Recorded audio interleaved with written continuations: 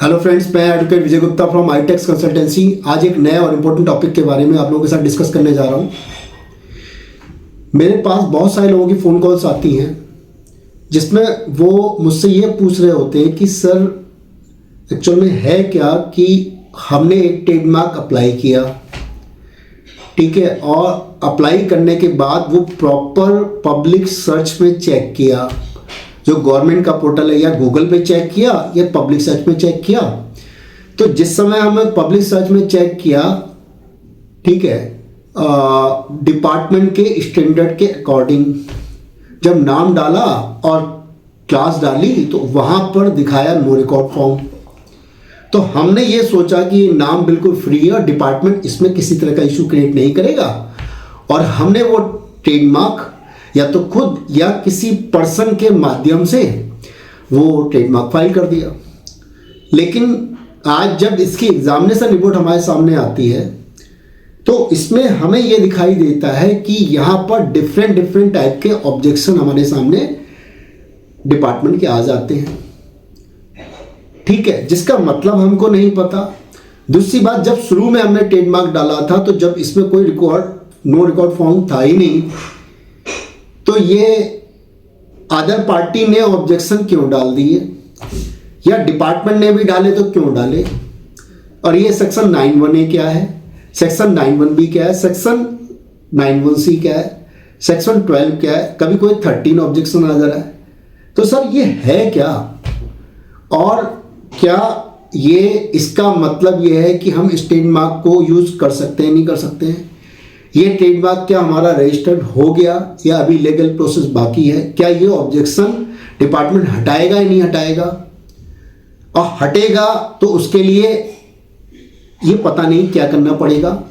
और अगर बहुत बार ये भी होता है कि डिपार्टमेंट में मतलब कुछ लोग जो ट्रेडमार्क फाइल कर रहे हैं या करवा रहे हैं तो उन्होंने उसका रिप्लाई भी करा दिया, तब भी उसमें पेंडेंसी दिखा रहा है, ठीक है, उसमें क्या कहते हैं ऑब्जेक्टेड दिखा रहा है, रिप्लाई फाइल करने के बाद भी ऑब्जेक्टेड दिखा रहा है, ठीक है। कभी इसमें कोई कह रहा है कि सर इसमें हियरिंग लिखा हुआ आ रहा है, बहुत लंबे टाइम तक लिखा हुआ आ रहा है, 1.5 साल 2 साल 2.5 साल हो गए, हियरिंग ही लिखा हुआ आ रहा है।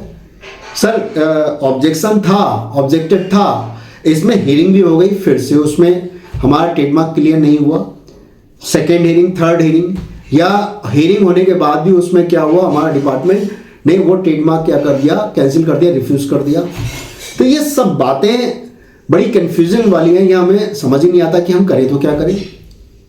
और कई लोग तो ऐसे होते हैं जो एक मतलब कम से कम 10 ट्रेडमार्क, 20 ट्रेडमार्क, 25 ट्रेडमार्क, ठीक है, तो वो ट्रेडमार्क फाइल किया, उनका एक भी ट्रेडमार्क जो है वो ऑब्जेक्शन से क्लियर ही नहीं हुआ,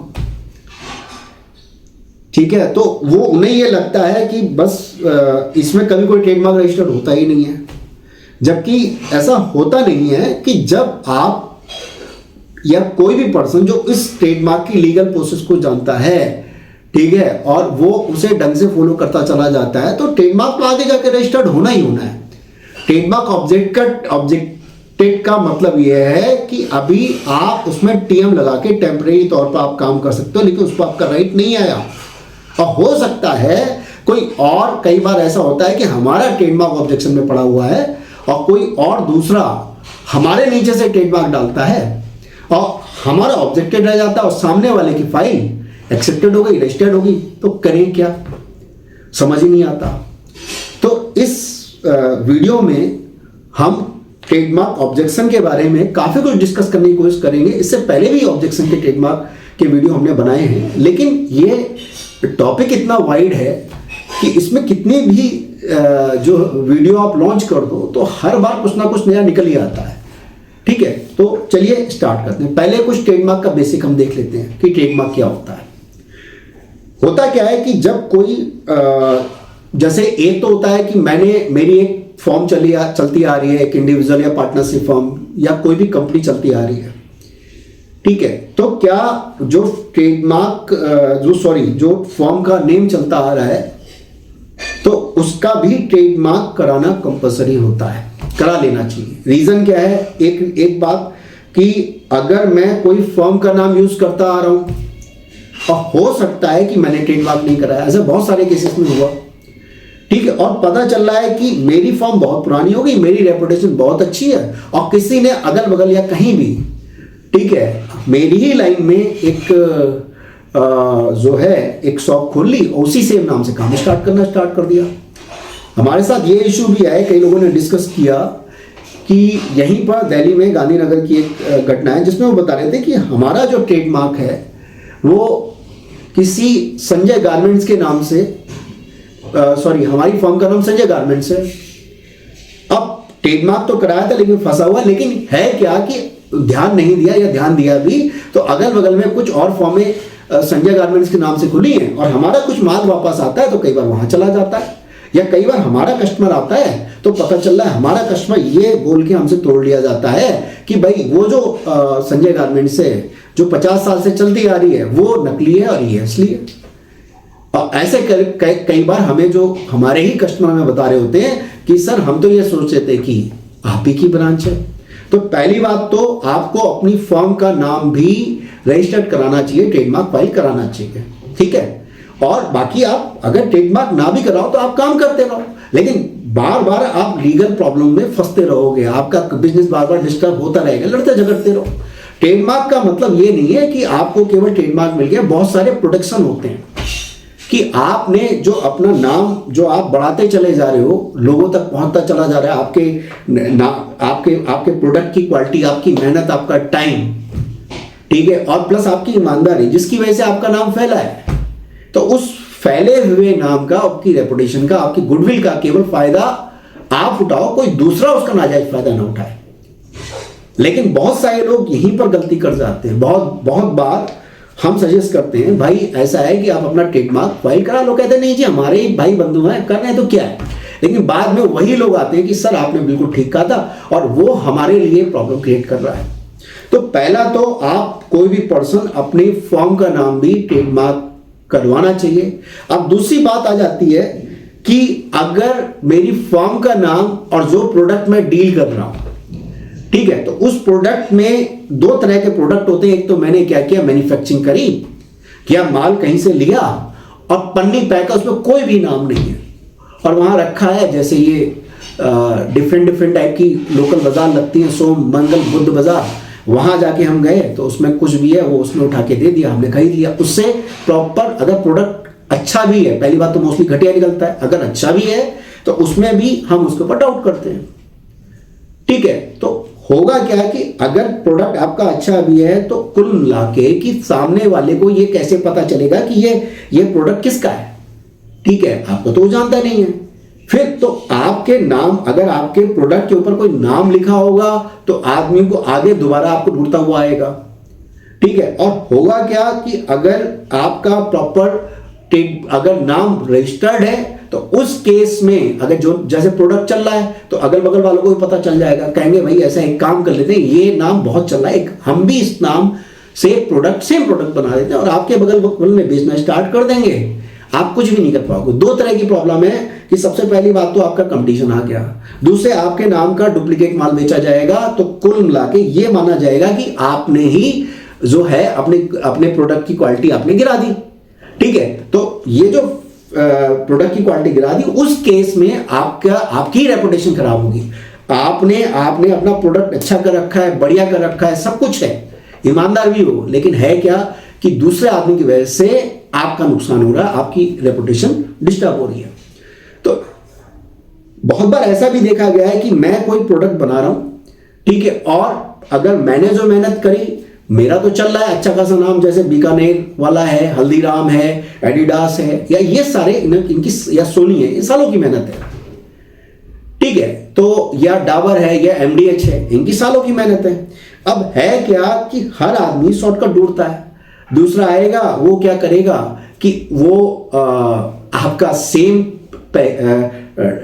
पैकिंग छपवा लेगा, सेम प्रिंटिंग कर लेगा, बिल्कुल वैसा ही जैसा आपका डब्बा है या आपकी जो पैकिंग है बिल्कुल वैसा ही पैकिंग कर देगा और आपका नाम रख देगा उसके अंदर अच्छा रखेगा, जो बुरा रखे, जो भी है, अब वो कुल मिला के बेच देगा और आप कुल मिला के जो फायदा आपको होना चाहिए था, आपके कस्टमर का फायदा वो लेके चला जाएगा। तो है क्या कि अगर आप कोई प्रोडक्ट आप बना रहे हो और उस प्रोडक्ट का आपने कोई नाम अगर रखा है और आप ये चाहते हो कि आप की जो रेपुटेशन आपने बना रखी उस रेपुटेशन को कोई डिस्टर्ब ना करे, या केवल उस नाम से केवल आप काम करोगे, उसके ऊपर आपकी मेहनत, आपका पैसा, सब कुछ लगा है। कई बार आपके प्रोडक्ट जितना महंगा नहीं होता उससे ज्यादा कहीं उसकी मार्केटिंग में खर्चा लग जाता है। तो उस केस में आपको अपने जो आपका प्रोडक्ट होता है, जो उसका ब्रांड नेम है, उसका प्रोडक्शन करा के रखना चाहिए, मतलब उसको ट्रेडमार्क में रजिस्टर करा के रखना चाहिए। ठीक है, तो ये तो हो गई बात यहां तक की। अगर आप ट्रेडमार्क फाइल कर लेते हो, आगे वो रजिस्टर्ड हो जाता है, तो उस केस में कोई भी आदमी, जो समझदार बंदा, 50 बार सोचेगा उस नाम को कॉपी करने का।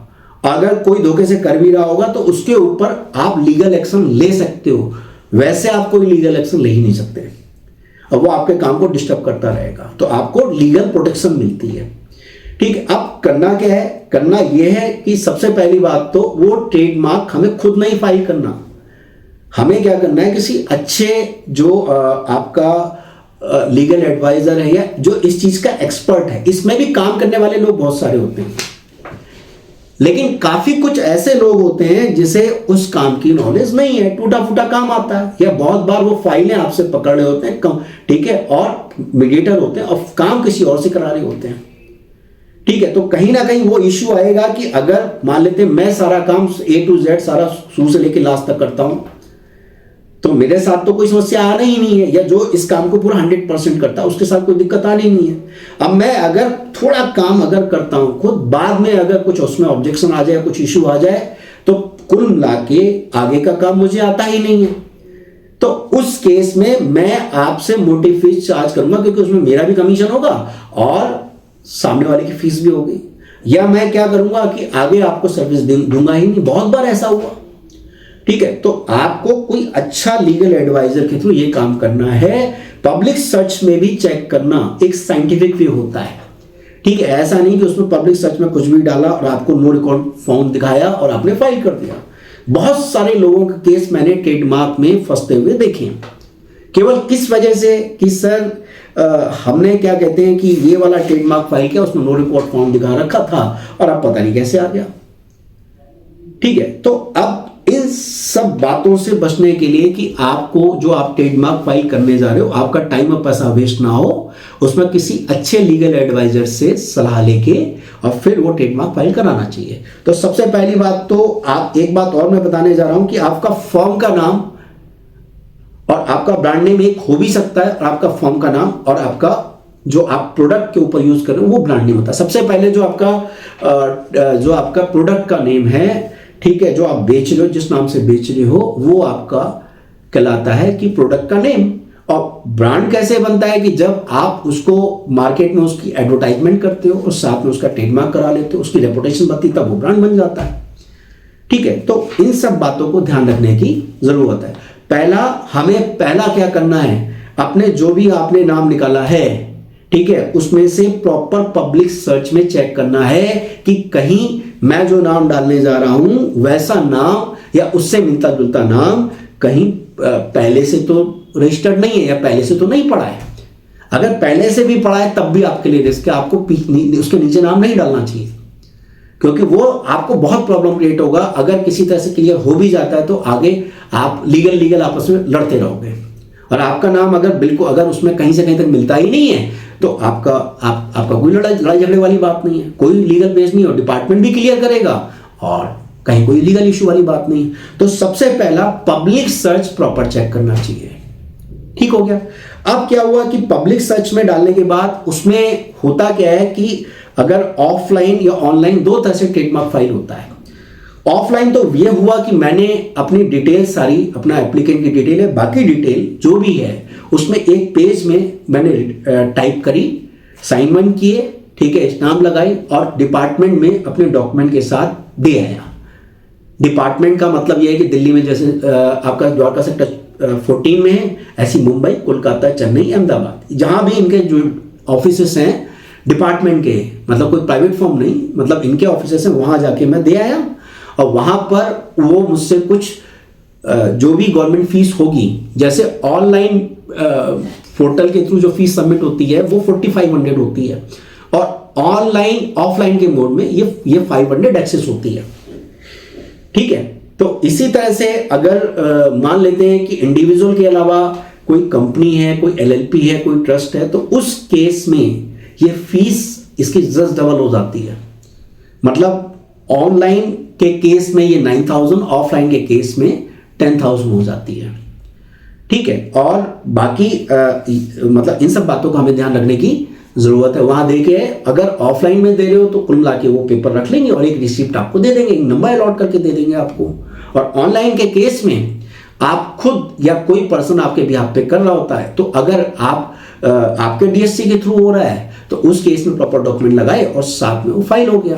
और अगर किसी लॉयर कोई लगा रहा है आपके बिहाफ पे, कोई मतलब अटॉर्नी लगा रहा है, तो उस केस में साथ में GPA अपलोड कर दी जाती है साथ में। ठीक है, अब क्या हुआ कि यहां से ये इसको TMA फॉर्म बोलते हैं। ठीक है, वो प्रोसेस हो गया।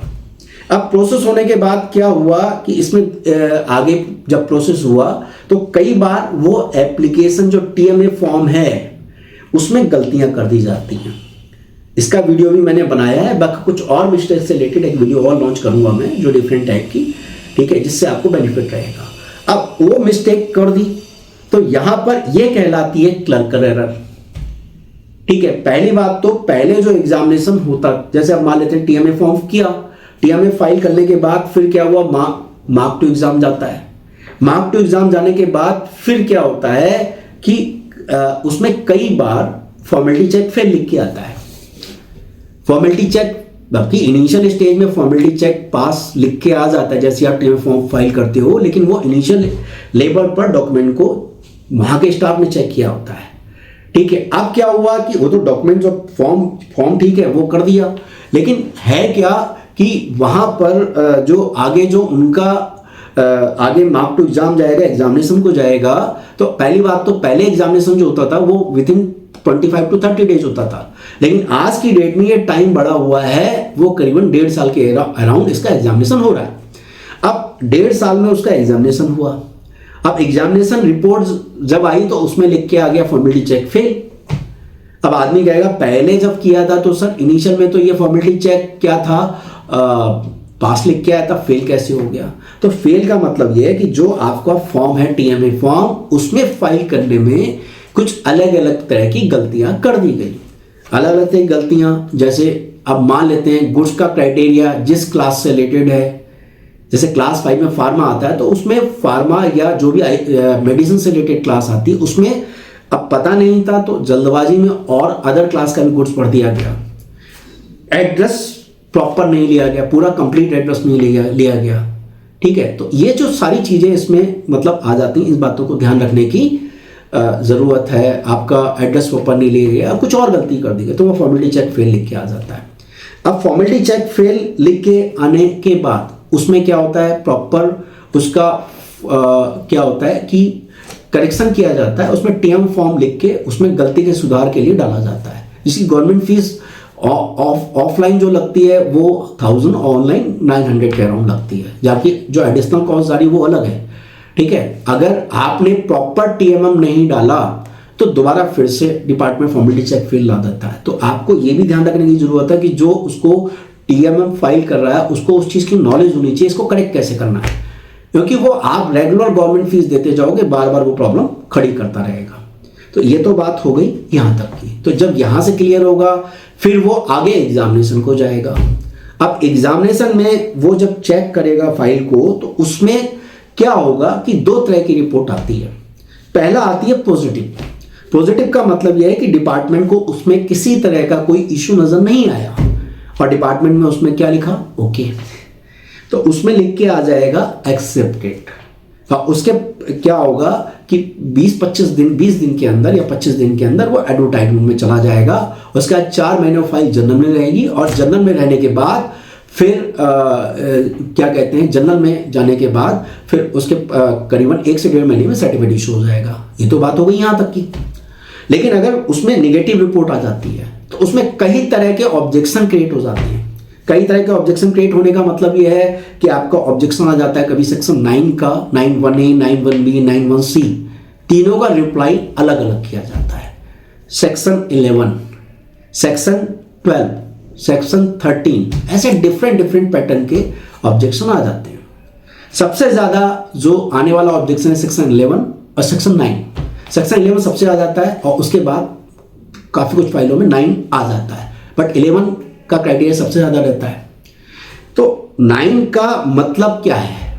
9 का मतलब ये है कि डिपार्टमेंट में ये चीज़ें प्रोहिबिटेड हैं, रेस्ट्रिक्टेड हैं, इस तरह के नाम आपको नहीं लेके चलने हैं। वो क्या होता है?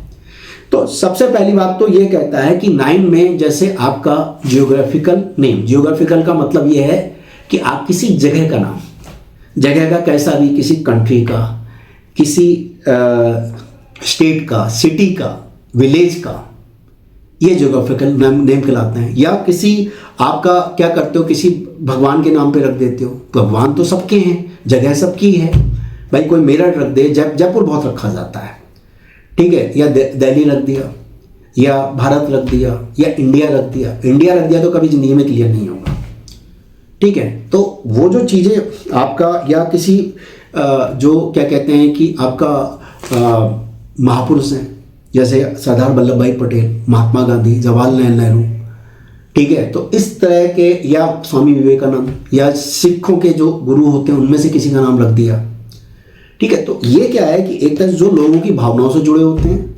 या जो मतलब जिनको मानने वाले बहुत सारे लोग होते हैं, या जो बहुत लोगों से कनेक्टेड होते हैं।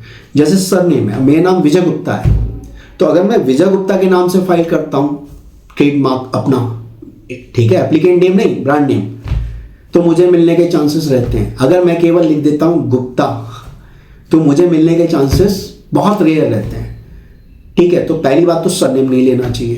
तो इसमें आपका ये सब चीज़, या आपका जो कई बार जिस प्रोडक्ट्स या सर्विस प्रोवाइड कर रहे हो आप, मतलब जो जिस प्रोडक्ट को सेल कर रहे हो या जो सर्विस प्रोवाइड कर रहे हो, उस सर्विस या गुड्स को अपना ब्रांड नेम कभी नहीं बनाया जाता, कुछ लोग रख लेते हैं। तो सेक्शन 9 का इशू आके खड़ा हो जाता है।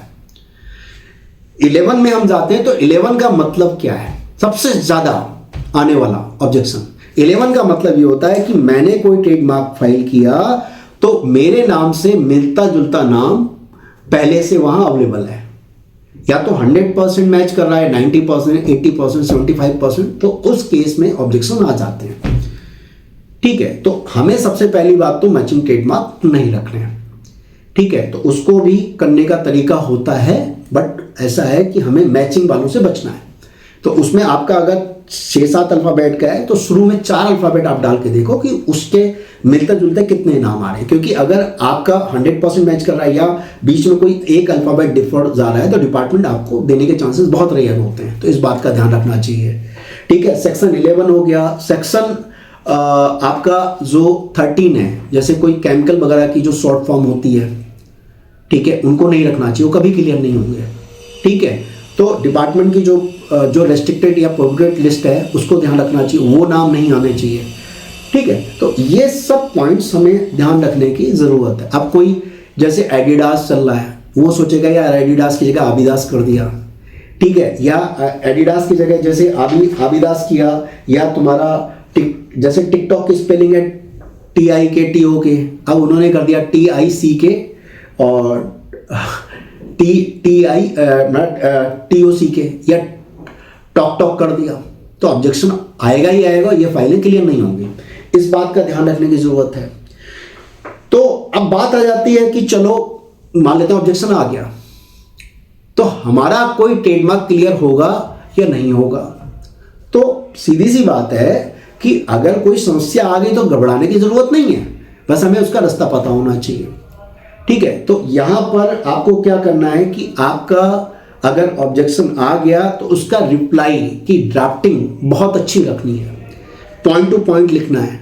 प्लस सीधी सी बात है, जो डिपार्टमेंट ने ऑब्जेक्शन लगाया हुआ है, तो इस तरह से ड्राफ्टिंग मतलब जो ड्राफ्ट बनाना है कि भाई सीधी सी बात है कि ये ट्रेडमार्क डिपार्टमेंट को आपको क्यों देना चाहिए, मतलब जो ऑब्जेक्शन आपने लगा रखा है वो गलत लगा रखा है और हमें इस वजह से ये मिलना चाहिए, ठीक है। तो आप सबसे पहली बात तो उसमें केस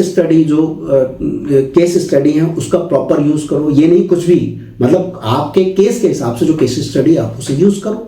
प्लस आप ये दिखाने, यहाँ पर अगर कोई ब्रांड नेम है और मैचिंग वाला है तो उसमें क्या होता है कि अगर 100% मैच भी कर रहा है तो वहां पर आप, पहली बात तो उसमें क्या है कि आपके जो बिलिंग है, बिलिंग सबसे इंपॉर्टेंट रोल पार्टिसिपेट करते हैं। ये ध्यान रखने की जरूरत है कि आपके बिल जो होने चाहिए हर साल के 1 से 2 बिल होने चाहिए कम से कम, ठीक है। 2 बिल आप करो, प्लस बिल में फॉर्म का नाम, प्लस आपका ब्रांड नेम प्रॉपर यूज होना चाहिए, लोगो होना चाहिए, वाटरमार्क के तौर पे या कहीं भी लोगो यूज होना चाहिए अगर लोगो है, ठीक है। आपका जो बिल है उसी गुड से रिलेटेड होना चाहिए जो आपके ट्रेडमार्क से रिलेटेड है, मतलब जो आपके जिस क्लास से रिलेटेड है, ठीक है। डेट प्रॉपर होनी चाहिए, सीरियल नंबर प्रॉपर होने चाहिए, ठीक है। साइन प्रॉपर होना चाहिए, स्टाम्प होनी चाहिए, बिल अच्छे से होना चाहिए, प्लस गवर्नमेंट के जो पेपर्स हैं जैसे जीएसटी या टीन नंबर वगैरह या बाकी चीजें।